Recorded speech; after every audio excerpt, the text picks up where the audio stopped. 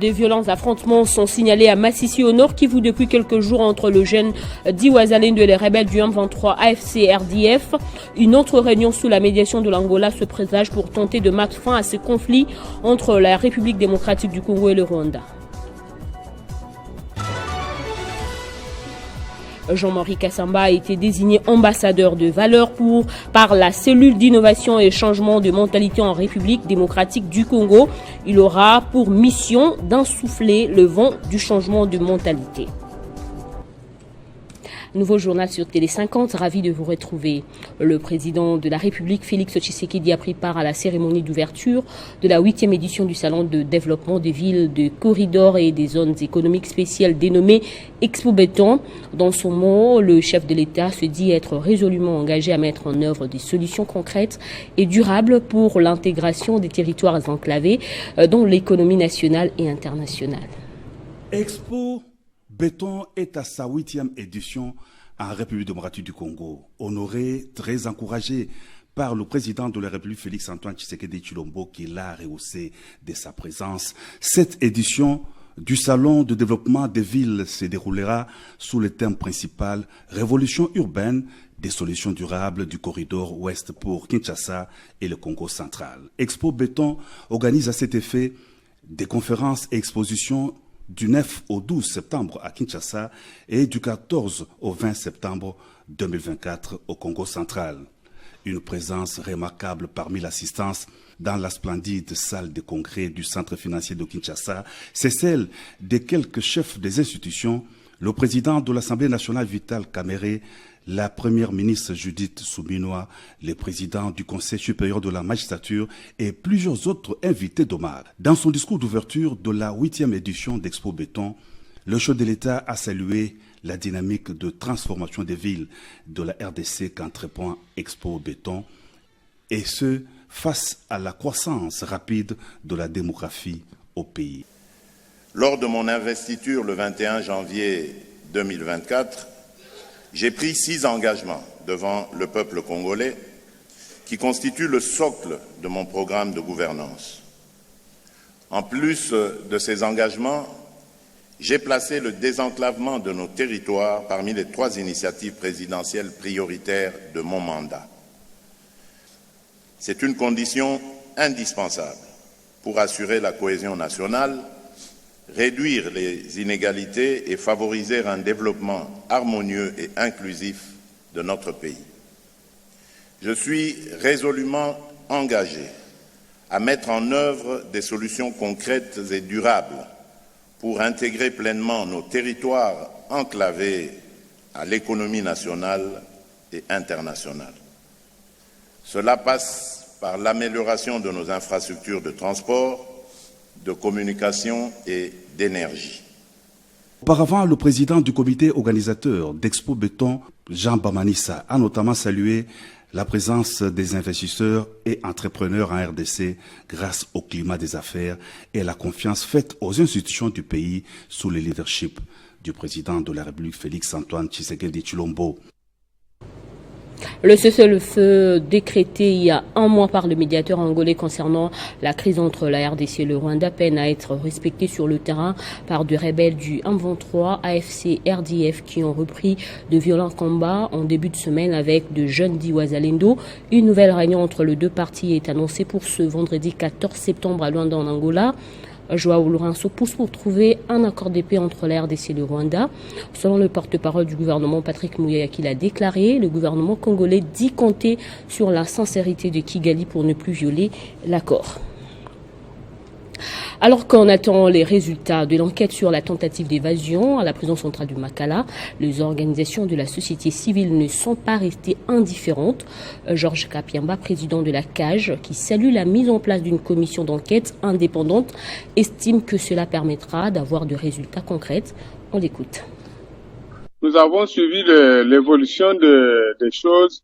Nous avons noté avec satisfaction que le gouvernement à sa réunion du Conseil des ministres de la semaine passée, il a été adopté le principe de mettre en place une commission d'enquête indépendante devant regrouper notamment des représentants du gouvernement, des représentants des organisations nationales de la société civile qui travaillent sur la question de défense des droits, des droits humains, ainsi que du bureau conjoint de la MONUSCO. Et le président de la République, lorsqu'il a il a présidé un conseil des ministres extraordinaire le lundi, nous avons suivi les mêmes tons et revenus, rassurant que nos organisations participeront aussi à cette enquête-là. C'est de cette manière-là que les conclusions pourront être crédibles et pourront être opposables à tout le monde et pourront au moins permettre de relancer ce secteur et redonner de l'espoir à la population que les incidents du genre de ce que nous avons connus à Makala ne pourront plus se répéter en RDC.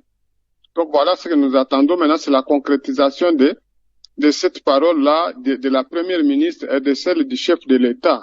Nous ne partageons pas cette opinion parce que pour nous, nous nous inscrivons maintenant dans la logique d'abord de la mise en place d'une commission d'enquête indépendante. C'est lorsqu'il y aura les conclusions de la commission qu'on pourra éventuellement tirer les autres conclusions subséquentes. Et de son côté, Moucha Galoucha, coordonnateur du panel des experts de la société civile et porte-parole du consortium des ONG de droits de l'homme qui déplore la situation, exige un peu plus de sérieux en demandant la démission du ministre de l'Intérieur et plaide pour la participation active de la société civile à ces enquêtes pour apporter de la lumière dans cette affaire. Les prisons ou les milieux de détention sont des endroits où, au-delà de la mission confiée aux autorités d'assurer la sécurité des personnes, les autorités ont l'obligation de veiller sur la sécurité des gens qui sont en détention. Et arriver à ce carnage, c'est déplorable, c'est inimaginable, c'est condamnable. Et finalement, ça devient un mode, ça devient une manière de s'habituer à l'avilissement, à l'anéantissement de la vie humaine, à la banalisation des Congolais où la vie n'a plus de sens dans ces pays. Et nous avons formulé des recommandations à ce sujet-là, où nous avons demandé une enquête indépendante et surtout internationale, et que la société civile puisse, surtout les organisations des droits de l'homme, puissent jouir de toute la liberté de pouvoir participer à ces enquêtes et donner la lumière au regard des failles constatées dans ce qui était appelé à assurer la sécurité des détenus ou de prévenir, parce qu'il y en a même, il y a des inculpés qui ont subi, qui ont péri dans ces carnages. Et donc, nous sommes en train de demander à tout prix qu'on puisse être associé aux enquêtes qui vont être menées pour que la lumière puisse être établie.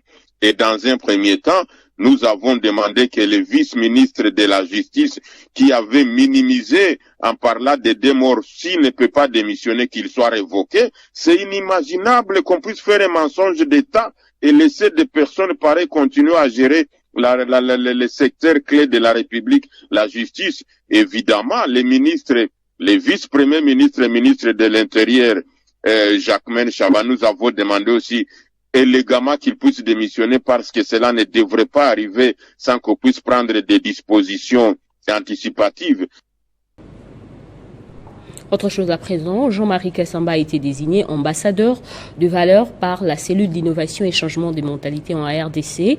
Il aura la responsabilité d'ensouffler le vent du changement de mentalité qui permettra de lutter contre la recrudescence de l'antivaleur qui empêche le décollage du pays. Entre-temps, dans le Sud Kivu, on parle de 20 médecins et infirmiers atteints par l'épidémie de la variole du singe depuis janvier 2024. Parmi ces professionnels de santé, 8 sont de la zone de santé des Kamituga en territoire de Mwenga, 6 de Muresa, 2 de Kadutu à Bukavu, 2 autres de Kimbi Lulenge et 2 de la zone de santé d'Ouvira, selon le docteur Justin Benguea, chargé de la surveillance épidémiologique et information sanitaire à la division provinciale de la santé du Sud Kivu. Ces professionnels de santé suivent les soins aux cliniques universitaires de Bukavu. En en croire 232 zones de santé sur le 34 que compte la province du Sud Kivu sont touchées par cette épidémie. Signalant par ailleurs qu'un autre lot de 50 000 doses de vaccins contre la variole en provenance des États-Unis sont arrivés dans le pays hier mardi, une semaine après l'arrivée du premier lot en provenance de l'Union européenne. Et à l'occasion du 75e anniversaire des Conventions de Genève, célébré ce 11 septembre à Kinshasa et adopté le 12 août 1949, le Comité international de la Croix-Rouge, CICR, appelle à faire du respect de ces textes fondateurs une priorité politique. 75 ans après leur adoption, les conventions de Genève, souvent malmenées et parfois même invoquées pour légitimer les recours à la violence, constituent à ce jour une avancée à plus d'un titre. En République démocratique du Congo, le Comité international de la Croix-Rouge a largement contribué aux efforts de préservation des populations victimes de conflits armés, d'où l'appel du CICR à faire du respect des conventions de Genève une priorité politique. Aujourd'hui, nous fêtons le 75e, 75e anniversaire des 4 conventions de Genève qui ont été complétées par 3 protocoles additionnels. Et cette célébration est essentielle car c'est l'opportunité de rappeler que même la guerre a des limites. Même dans la guerre, il faut préserver l'humanité. Et c'est le sens de la mission du CICR de porter protection et assistance aux victimes des conflits armés, et ceci de manière strictement neutre, impartiale et indépendante. Présent à cette cérémonie, les doyens de la faculté des droits de l'Université de Kinshasa estiment que cette commémoration constitue le socle même du droit international humanitaire. Pendant la Première Guerre mondiale et surtout après la Deuxième Guerre mondiale, la vie humaine a été chosifiée. Le monde a connu des affres de guerre, de désolation, de violations massives des droits de l'homme.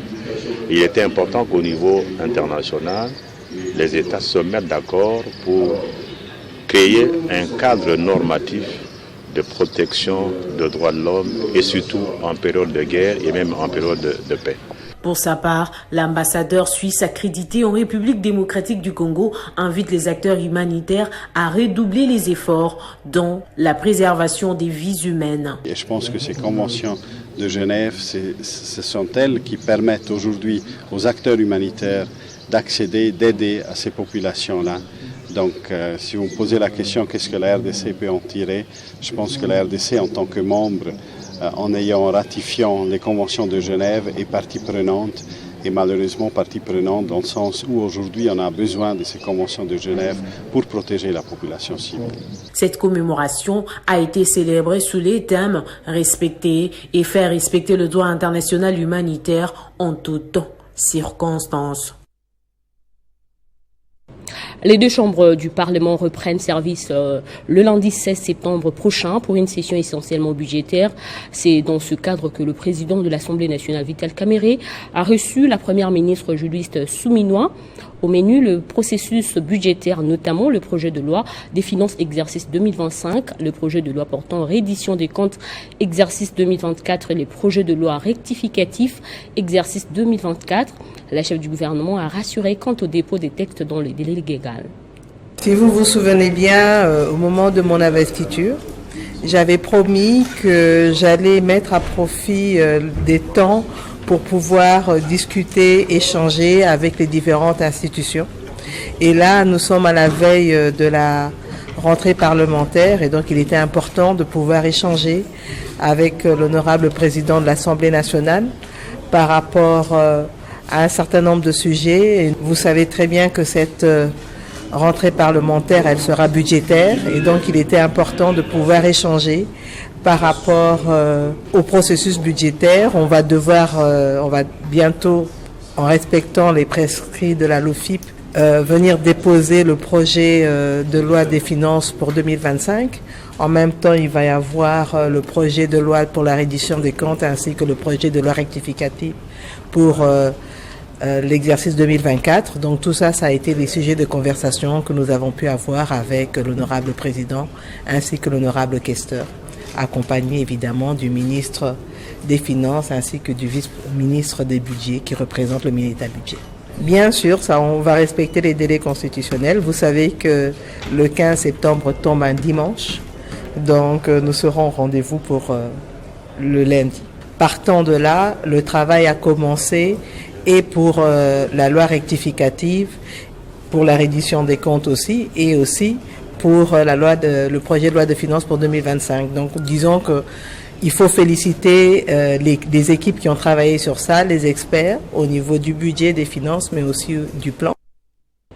En dehors de nos frontières, un barrage a cédé sous la pression de pluies torrentielles à Maïdougouri, dans le nord-est du Nigeria, faisant plusieurs morts et détruisant des dizaines de maisons, ont indiqué mardi les autorités qui craignent une aggravation de la situation humanitaire sur place. Une pluie torrentielle s'est abattue au Nigeria dans la nuit de mardi à ce mercredi 11 septembre, faisant état de plusieurs dégâts matériels, notamment la rupture du barrage causée par des fortes précipitations qui a fait plusieurs morts. Selon les sources locales, les bilans n'est pas encore connu et les opérations de sauvetage se poursuivent dans les zones touchées. Les inondations étant encore importantes dans de nombreuses parties de la ville. Par ailleurs, les autorités ont ouvert 3 abris temporaires pour les victimes, a déclaré le porte-parole de la NEMA. Les maisons sont submergées, les écoles fermées et les entreprises paralysées. Les gens évacuent avec leurs biens. À noter que depuis les débuts de la saison de pluie dans le pays, les inondations ont fait au moins 201 morts et forcé plus de 200 000 personnes à fuir d'après la NEMA. En outre, le porte-parole de la NEMA a expliqué que la fin du mois d'août, le Nigeria a été particulièrement touché par les inondations. Par contre, les régions centrales et méridionales pourraient être plus fortement concernées dans les jours à venir. Il y a 23 ans, les États-Unis subissaient la plus grande attaque terroriste de leur histoire. Le 11 septembre 2001, à 8h46 et 9h03, 2 avions de ligne détournés par des terroristes d'Al-Qaïda frappaient les tours jumelles du World Trade Center à New York. Un 3e appareil visait le Pentagone. Peu après, ce jour-là, 2977 personnes ont perdu la vie et plusieurs blessés, marquant à jamais l'histoire mondiale. À la petite histoire, nous sommes le 11 septembre 2001, date qui restera à jamais gravée dans la mémoire collective américaine comme un jour de tragédie.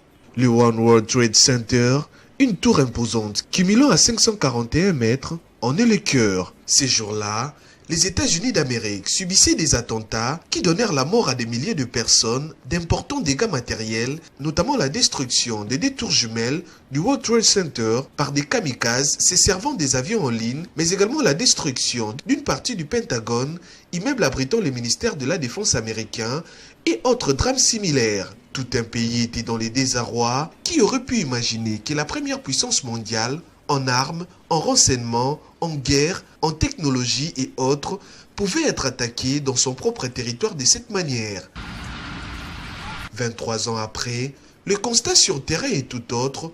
À travers la douleur et les pertes, les États-Unis ont su se relever, réinventer et reconstruire. Sur les sites des anciennes tours du World Trade Center à New York s'élèvent désormais des bâtiments qui incarnent l'espoir et la renaissance. À ses côtés, un mémorial émouvant et un musée honorent la mémoire des victimes tout en rappelant la capacité humaine à se reconstruire avant l'adversité. 93, c'est le nombre de nationalités des victimes des attaques du World Trade Center et parmi les 2977 personnes tuées ces jours-là dans les attentats, 310 étaient des nationalités étrangères. Un détail de plus qui prouve l'impact mondial qu'a eu cet événement en 2001. Et dans l'actualité également, à moins de 2 mois de l'élection présidentielle américaine, les 2 candidats Kamala Harris et Donald Trump se sont retrouvés face à face pour un débat télévisé dans la nuit du mardi à mercredi 11 septembre. Une joute verbale offensive durant laquelle 2 visions bien différentes de l'Amérique se sont opposées. Kamala Harris semble avoir dominé l'échange et a mis au défi son rival républicain de débattre une 2e fois. Ce fut la première rencontre et possiblement la dernière entre la démocrate et les républicains qui briquent la présidence des États-Unis. Au cours d'un débat télévisé aux enjeux importants pour la présidentielle américaine, Kamala Harris et Donald Trump ont durement ferraillé, s'accusant mutuellement de mentir et opposant leur vision de l'Amérique à moins de 2 mois d'une élection présidentielle qui s'annonce déjà historique. Une Kamala Harris est bien préparée face à un Donald Trump sur la défensive agressive, un comportement qui craignait le camp républicain. Le début du duel a pourtant été cordial. Kamala Harris s'est avancée vers Donald Trump pour lui serrer la main et les deux candidats qui s'est rencontrés en personne pour la première fois ont débattu sur les propositions économiques. Après avoir annoncé son plan de crédit d'impôt pour les classes moyennes et les petites entreprises, la démocrate a prédit que la hausse des barrières tarifaires voulue par Donald Trump allait créer de l'inflation. Tandis que ces derniers a accusé l'administration Biden-Harris d'avoir détruit l'économie américaine. Jusqu'ici, rien de bien nouveau. Assez vite, cependant, le débat prend une autre tournure. La vice-présidente a trouvé des angles d'attaque susceptibles d'agacer, voire de faire dérailler Donald Trump. Le plan était bien parti. Elle enchaîne en se prenant directement au caractère de son concurrent et en se moquant de ses différents meetings. Une tirade qui a bien eu l'effet escompté. C'est à partir de ce moment que Donald Trump, qui se maîtrisait jusqu'ici, a commencé à hausser les tons et à moins calibrer son message. Contraint à la défense plutôt qu'à l'attaque, le républicain s'est répété à plusieurs reprises, notamment sur l'immigration, liée à une supposée hausse de la criminalité. C'est finalement à la fin que Donald Trump a décréné l'argument qui aurait pu lui permettre de prendre le dessus plus tôt. Alors que Kamala Harris venait de résumer son programme, le républicain a rétorqué en accusant la vice-présidente. Pourquoi ne l'a-t-elle pas fait avant? Ils ont eu 3 ans et demi pour réparer les problèmes à la frontière, créer des emplois, a déclaré Donald Trump. Bien qu'il avait obtenu par tirage au sort le droit de conclure ces débats, le candidat de 78 ans n'a pas profité pour présenter sa propre vision, ni pour serrer la main à Kamala Harris avant de quitter la scène. En sport, la bataille dans le groupe H sera rude entre la RDC et la Tanzanie pour le compte des éliminatoires de la CAN Maroc 2025. Accrochée par l'Éthiopie, la Tanzanie a pris hier 3 points face à la Guinée à Yamoussoukro. La première place du H va se jouer lors de la double confrontation du mois d'octobre entre les Léopards et les Taifa Stars. Sortie du banc! Les Taifa Stars ont relancé les débats dans le groupe H après leur victoire sur les Scilly National. Après le nul en première mi-temps, Mohamed Bayo allumait la mèche à la 57e minute avant que Saloum remette la Tanzanie dans le match. Juste après la demi-heure de jeu, la Tanzanie clouait la Guinée à la 88e minute après une bourde monumentale de Mohamed Ali Kamara à la grande déception de Charlie Paki. Bon, il ne faut pas se cacher, il ne faut pas se cacher et se trouver d'excuses. Je pense que notre première mi-temps a été insipide. On a manqué de liant et d'agressivité en première mi-temps. On était toujours un ton en retard. Je pense que mentalement, il nous a manqué beaucoup de choses. Avant de commencer, je pense que il y a quelque chose d'essentiel quand on porte ce maillot et qu'on défend le tricolore, c'est que c'est le pays de nos parents, de nos ancêtres et le nôtre après. On a l'obligation de se battre, de mouiller le maillot, de donner le meilleur de nous-mêmes et de rendre fier le peuple.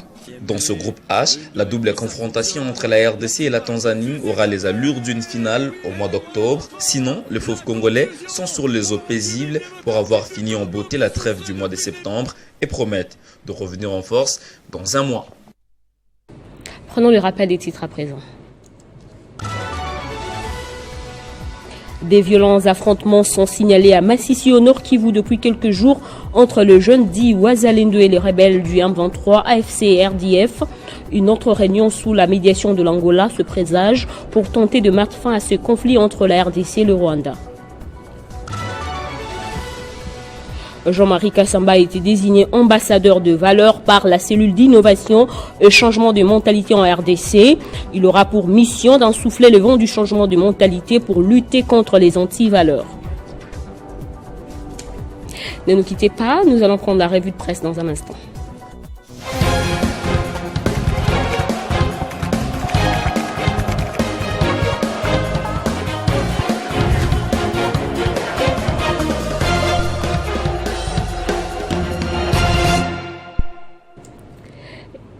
Et nous allons développer cette revue de presse avec Nathan Diamoté qui m'est rejoint déjà. Bienvenue. Merci Bédrine. On ouvre cette revue de presse avec ce sujet, tentative d'évasion à la prison centrale du Makala. Ce sujet est largement commenté par le média. Eh bien, Bédrine Kenge, le journal Paro aujourd'hui s'intéresse essentiellement à la tentative d'évasion à la prison centrale de Makala. Info 27 entre en lice et écrit sur sa une avec les bilans qui est passé de 129 à 131 morts. Makala, Patrick Mouyaya annonce l'implication des ONG et du BCN-UDH pour une enquête transparente. Bédrine, c'était au cours d'une interview accordée à une chaîne internationale que le ministre de la Communication a annoncé ce nouveau bilan. Mais pour ce journal, les interrogations persistent concernant cette tentative d'évasion de Makala où les bilans humains a tragiquement augmenté passant de 129 à 131 morts à la suite du décès de 2 autres victimes des blessures. Face à cet événement dramatique, Patrick Mouyaya a déclaré que l'exécutif n'a rien à cacher et s'engage résolument à assurer une transparence totale quant à ce. Et pour Echo News qui sur sa manchette évoque une main noire dans cette tentative d'évasion, évoque dans son tabloïd lors du dernier conseil de ministres, Bédrine, de chef de l'État Félix Tshisekedi n'a pas non plus exclu l'hypothèse d'une main noire tendant à saper les efforts du gouvernement dès lors qu'il a été observé une autre tentative maîtrisée à Bunia en Ituri en date du 7 septembre dernier. Il a recommandé une vigilance accrue de la part des forces de défense et de sécurité. Et Bédrine, parmi les organisations qui s'engagent à mener des enquêtes, il y a notamment le mouvement citoyen La Lucha, lutte pour les changements, et c'est le média en ligne wise.cd qui rapporte cette information en écrivant justement dans le corps de son article dans une correspondance publiée ce mardi 10 septembre sur les réseaux sociaux dont wise.cd possède une copie. La Lucha souhaite être associée aux enquêtes initiées par le gouvernement congolais. Et votre deuxième sujet nous mène aux États-Unis pour parler de la présidentielle face à face entre Donald Trump et Kamala Harris. Exactement, Bédrine, les sites d'information ont publié depuis ce matin, c'est face à face entre Donald Trump et Kamala Harris. L'opinion met sur sa une USA 2024, Kamala Harris à l'offensive contre Donald Trump lors d'un débat virulent. Ces médias rapportent Bédrine, Philadelphie, Kamala Harris et Donald Trump se sont affrontés mardi 10 septembre lors d'un débat télévisé. La démocrate a plusieurs fois poussé les républicains dans ces retranchements, mais l'impact de cette confrontation reste à déterminer dans une Amérique très divisée. D'un média à un autre, Bédrine, l'Écho estime quant à lui que la démocrate a immédiatement donné le temps lors de son arrivée sur scène à Philadelphie en allant à la rencontre de l'ex-président républicain qui n'a pas eu d'autre choix que de répondre à sa poignée de main. Il poursuit son tabloïd en rapportant également que pendant les 90 minutes qui ont suivi, Kamala Harris n'a pas lâché une seule seconde son rival jusqu'à les pousser dans les retranchements. Chacun des deux candidats a évidemment revendiqué une bonne performance, Donald Trump jugeant même sur sa plateforme Trump Social qu'il avait livré son meilleur débat. Merci Nathan pour cette sélection. C'est moi qui vous remercie, Bédrine. Et c'est également la fin de ce journal. Merci de votre fidélité. Rejoignez-nous sur Balamboka Congo via YouTube pour plus d'infos.